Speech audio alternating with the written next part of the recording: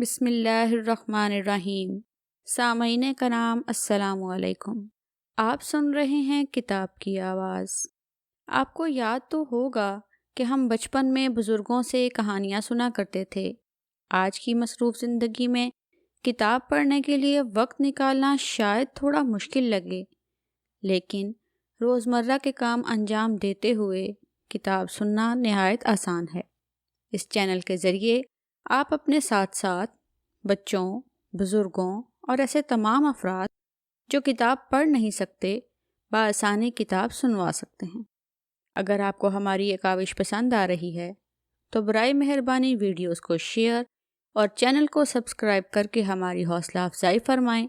اللہ تعالیٰ آپ سب کا حامی و ناصر ہو، آمین۔ آئیے چلتے ہیں کتاب کی طرف۔ اس کتاب کا نام ہے معاملات رسول صلی اللہ علیہ وآلہ وسلم اور اسے مرتب کیا ہے قیوم نظامی نے۔ باب نمبر 11، مواخات بے گھر افراد کی آبادکاری۔ مکہ سے ہجرت کرنے والے سینکڑوں مسلمان مدینہ میں پناہ تو حاصل کر چکے تھے، مگر یہاں پر ان کی کوئی جائیداد نہیں تھی، لہٰذا انہیں مقامی معیشت کا حصہ بنانے کی اشد ضرورت تھی۔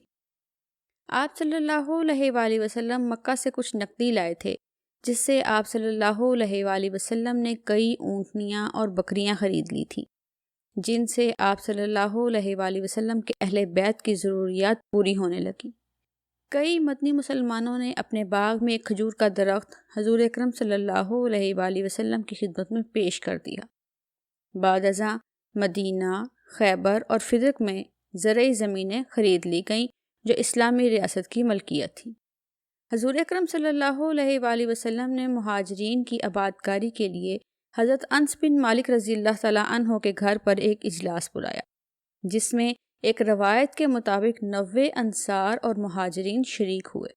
آپ صلی اللہ علیہ وآلہ وسلم نے تجویز دی کہ مدینہ کے برسر روزگار اور باحثیت مسلمان ایک ایک مہاجر کو اپنا بھائی بنا لیں اور دونوں بھائیوں کے خاندان اکٹھے مل کر کام کریں اور روزی کمائیں، حتیٰ کہ دوسرے رشتہ دار بھائیوں کی طرح ترکے میں بھی حصے دار ہوں۔ آپ صلی اللہ علیہ وآلہ وسلم کی تجویز سے سب متفق ہو گئے۔ آپ صلی اللہ علیہ وآلہ وسلم نے ہر ایک کی ذاتی خوبیوں کو مد نظر رکھتے ہوئے ایک مدنی کو ایک مکی کا بھائی بنا دیا۔ یہ واقعہ مواخات کہلاتا ہے، جس کی مثال انسانی تاریخ میں نہیں ملتی۔ یہ مواخات یعنی بھائی چارہ کئی سال تک جاری رہا، تاہم مسلمان یہ نہیں چاہتے تھے کہ وہ مدنی مسلمانوں پر کسی قسم کا بوجھ بنے۔ چنانچہ جب انہوں نے محنت و مشقت سے مناسب دولت کما لی تو انہوں نے اپنے میزبان مدنی بھائیوں کی املاک شکریہ کے ساتھ واپس کر دی۔ امام غزالی رحمۃ اللہ علیہ کے مطابق اس بھائی چارے کا مقصد یہ تھا کہ جاہلانہ دور کی عصبیتیں ختم ہو جائیں، حمیت اور عزت اسلام کے لیے ہو، نیز نسل، رنگ اور وطن کے امتیازات مٹ جائیں، بڑے اور چھوٹے کا معیار انسانیت اور تقوی کے علاوہ کچھ نہ ہو۔ السہیلی کے مطابق مواخات کا مقصد یہ تھا کہ مہاجرین کی غریب الوطنی کا احساس دور کیا جائے اور اہل و عیال سے ان کی جدائی کا غم قدرے کم کیا جائے۔ حضرت عمر رضی اللہ تعالیٰ عنہ نے اپنے مدنی بھائی حضرت عتبان بن مالک رضی اللہ تعالیٰ عنہ سے کہا، ایک دن میں آپ کے باغ میں کام کروں گا اور آپ حضور اکرم صلی اللہ علیہ وآلہ وسلم کی مجلس میں دن گزاریں گے، اور شام کو مجھے وہاں کی تمام کارروائی یعنی نازل ہونے والی نئی آیات قرآنی، سیاسی اور سماجی فیصلوں سے آگاہ کریں گے۔ اگلے روز میں حضور اکرم صلی اللہ علیہ وآلہ وسلم کے دربار میں حاضر رہوں گا اور آپ باغ میں کام کریں گے اور میں شام کو وہاں کی تمام روداد آپ کو بتایا کروں گا۔ حضرت عبد الرحمن بن عوف رضی اللہ تعالیٰ عنہ کو ان کے مدنی بھائی حضرت سعد بن ربیع رضی اللہ تعالیٰ عنہ نے کہا، یہ میری جائیداد ہے، آدھی آپ کی ہوئی، میری 2 بیویاں ہیں، ان میں سے آپ جسے چاہیں منتخب کر لیں، میں اسے طلاق دے دوں گا اور آپ ان سے شادی کر لیجئے گا۔ حضرت عبد الرحمن بن عوف رضی اللہ تعالیٰ عنہ نے جواب میں کہا، اللہ تعالیٰ آپ کو جائیداد اور اہل خانہ مبارک کرے، مجھے صرف مقامی منڈی کا رستہ بتا دیجیے۔ حضرت عبد الرحمن بن عوف رضی اللہ تعالیٰ عنہ نے منڈی سے کچھ چیزیں ادھار خریدیں اور وہیں فروخت کر دیں۔ چند روز کے اندر ان کی مالی حالت بہتر ہو گئی۔ وہ حضور اکرم صلی اللہ علیہ وآلہ وسلم کی خدمت میں حاضر ہوئے تو انہوں نے نئے کپڑے پہنے ہوئے تھے۔ آپ صلی اللہ علیہ وآلہ وسلم ان کو دیکھ کر بہت خوش ہوئے۔ وہ جلد امیر ترین تاجروں میں شمار ہونے لگے۔ آپ رضی اللہ تعالیٰ عنہ بڑے سخی، غریب پرور اور فروغ اسلام کے لیے کام کرنے والے تھے۔ 4 ہجری میں بنو نذیر جلا وطن ہوئے اور ان کی زمینیں اور باغ قبضے میں آئے تو حضور اکرم صلی اللہ علیہ وآلہ وسلم نے انصار کو فرمایا کہ مہاجرین نادار ہیں، اگر تم اتفاق کرو تو نئی مقبوضہ زمینیں صرف ان کو ہی دے دی جائیں اور تم اپنی زمینیں واپس لے لو۔ انصار نے عرض کی، ہماری زمینیں اور باغ مہاجر بھائیوں کے پاس رہنے دیجیے اور مقبوضہ جائیداد بھی ان کو ہی عنایت فرما دیجیے۔ بعض صحابہ نے مدینہ میں دکانیں کھول لی تھیں۔ حضرت ابوبکر صدیق رضی اللہ تعالیٰ عنہ کپڑے کی تجارت کرتے تھے۔ حضرت عثمان رضی اللہ تعالیٰ عنہ بنو کینکا کے بازار میں کھجور کی خرید و فروخت کرتے تھے۔ حضرت عمر رضی اللہ تعالیٰ عنہ تجارت کرتے تھے اور ان کی تجارت ایران تک پہنچ گئی تھی۔ بخاری شریف میں اخوت کا ایک بے مثال واقعہ درج ہے۔ ایک فاقہ زد شخص حضور اکرم صلی اللہ علیہ وآلہ وسلم کی خدمت میں حاضر ہوا۔ آپ صلی اللہ علیہ وآلہ وسلم نے گھر سے دریافت فرمایا کہ کھانے کے لیے کچھ ہے؟ جواب آیا کہ صرف پانی ہے۔ آپ صلی اللہ علیہ وآلہ وسلم نے حاضرین سے دریافت فرمایا کہ کوئی ہے جو اس شخص کو مہمان بنائے؟ حضرت طلحہ رضی اللہ تعالیٰ عنہ فاقہ زدہ شخص کو اپنے گھر لے گئے۔ ان کی بیوی نے بتایا کہ صرف بچوں کا کھانا موجود ہے۔ انہوں نے بیوی سے کہا کہ چراغ بجھا دو اور وہی کھانا مہمان کے سامنے رکھ دو۔ حضرت طلحہ رضی اللہ تعالیٰ عنہ، ان کی بیوی اور مہمان کھانے کے لیے بیٹھ گئے اور مہمان کو یہ تاثر دیتے رہے جیسے وہ بھی اس کے ساتھ کھانا کھا رہے ہیں، مگر خود بھوکے رہے تاکہ ان کا مہمان پیٹ بھر کے کھانا کھا لے۔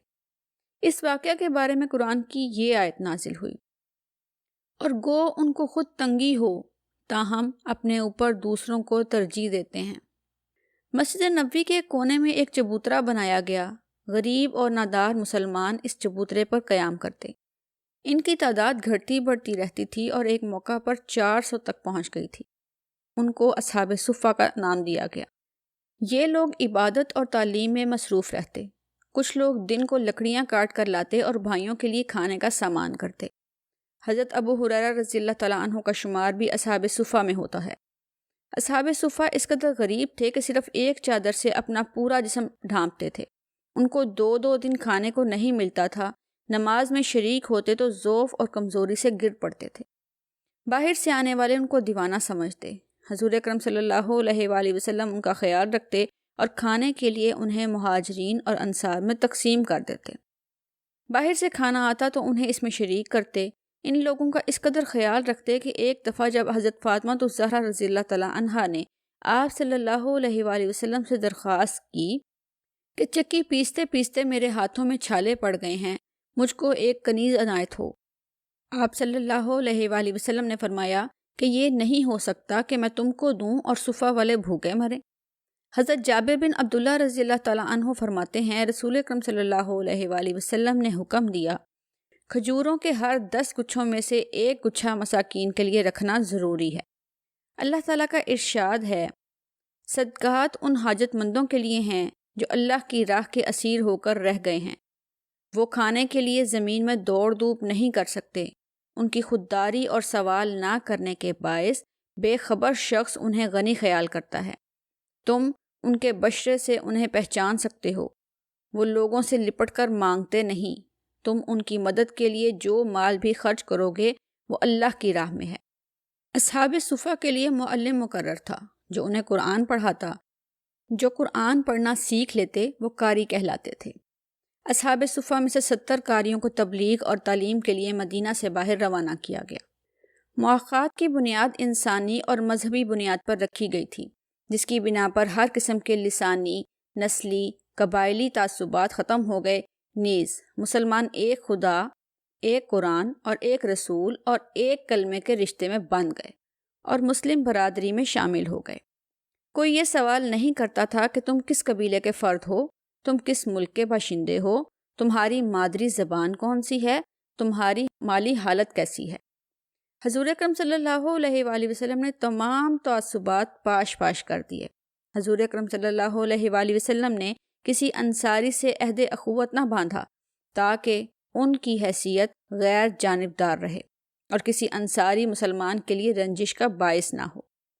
آپ صلی اللہ علیہ وآلہ وسلم نے حضرت علی رضی اللہ تعالیٰ عنہ سے عہد اخوت استوار کیا۔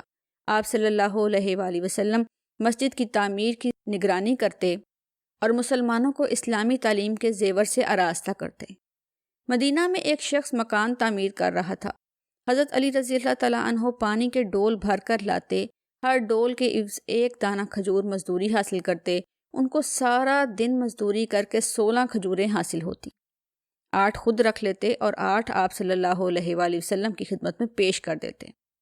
اللہ تعالیٰ نے قرآن پاک میں مواخات کا ذکر ان الفاظ میں کیا: وہ لوگ کہ ایمان لائے اور ہجرت کی، انہوں نے اللہ کی راہ میں اور جہاد کیا، اور جن لوگوں نے انہیں مسکن فراہم کیا اور مدد کی، وہ حقیقی مومنوں میں سے ہیں۔ خداوند ان کی مغفرت کرے گا اور ان کا رزق کشادہ کرے گا۔ مواخات کا رشتہ اس قدر مضبوط تھا کہ انصار بھائی کی وفات پر اس کے ترکے کا وارث مہاجر بھائی قرار پاتا تھا، لیکن جب بعد میں ضرورت نہ رہی تو قرآن پاک میں صراحت کر دی گئی کہ ترکے میں رشتہ قرابت مقدم ہونا چاہیے۔ ارشاد باری تعالیٰ ہے: اور جو لوگ ایمان لائے اور ہجرت کی اور تمہارے ساتھ جہاد کیا تو وہ بھی تم ہی میں داخل ہیں۔ قرابت دار قرآن کے قانون کی روح سے ایک دوسرے کی میراث کے زیادہ حقدار ہیں۔ بلا شبہ اللہ ہر بات کا علم رکھتا ہے۔ حضرت ابو ہریرہ رضی اللہ تعالیٰ عنہ جو اصحاب صفہ میں شامل تھے، مدینہ کے گورنر نامزد ہوئے۔ ایک دن اپنے سر پر لکڑیوں کا گٹھا اٹھائے بازار سے گزر رہے تھے۔ ثعلبہ رضی اللہ تعالیٰ عنہ بن مالک سے راستہ مانگا۔ ثعلبہ رضی اللہ تعالیٰ عنہ نے جواب دیا: اللہ آپ پر رحم کرے، کیا یہ بازار آپ کے لیے تنگ ہے؟ حضرت ابو ہریرہ رضی اللہ تعالیٰ عنہ نے جواب دیا: اللہ کے بندے، راستہ گورنر کی پیٹھ پر لدے لکڑیوں کے گٹھے کے لیے مانگ رہا ہوں۔ حضرت ابو ہریرہ رضی اللہ تعالیٰ عنہ گورنر کے منصب کے باوجود دنیا کی علائشوں سے پاک رہے۔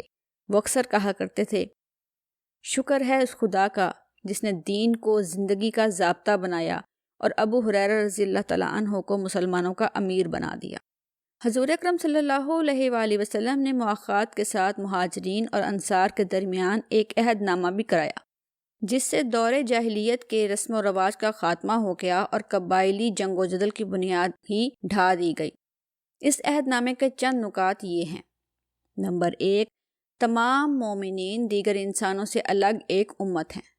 نمبر 2، سارے راست باز مسلمان اس شخص کے خلاف ہوں گے جو ان پر زیادتی کرے گا اور مسلمانوں کے درمیان فساد پھیلائے گا، چاہے وہ کسی کا اپنا لڑکا ہی کیوں نہ ہو۔ نمبر 3، کوئی مومن کسی مومن کو کافر کے بدلے قتل کرے گا اور نہ ہی کسی مومن کے خلاف کسی کافر کی مدد کرے گا۔ نمبر 4، اللہ کا ذمہ عہد ایک ہوگا، ایک معمولی آدمی کا دیا ہوا ذمہ بھی سارے مسلمانوں پر لاگو ہوگا۔ مسلمانوں کی صلح ایک ہوگی، کوئی مسلمان کسی مسلمان کو چھوڑ کر قتال فی سبیل اللہ کے سلسلے میں مصالحت نہیں کرے گا، بلکہ سب کے سب برابری اور عدل کی بنیاد پر کوئی عہد و پیمان کریں گے۔ نمبر 6، جو شخص کسی مومن کو قتل کرے گا اور ثبوت موجود ہوگا اس سے قصاص لیا جائے گا، سوائے اس صورت میں کہ مقتول کا ولی راضی ہو جائے۔ نمبر 7، کسی مومن کے لیے حلال نہ ہوگا کہ کسی ہنگامہ برپا کرنے والے کی مدد کرے اور اسے پناہ دے۔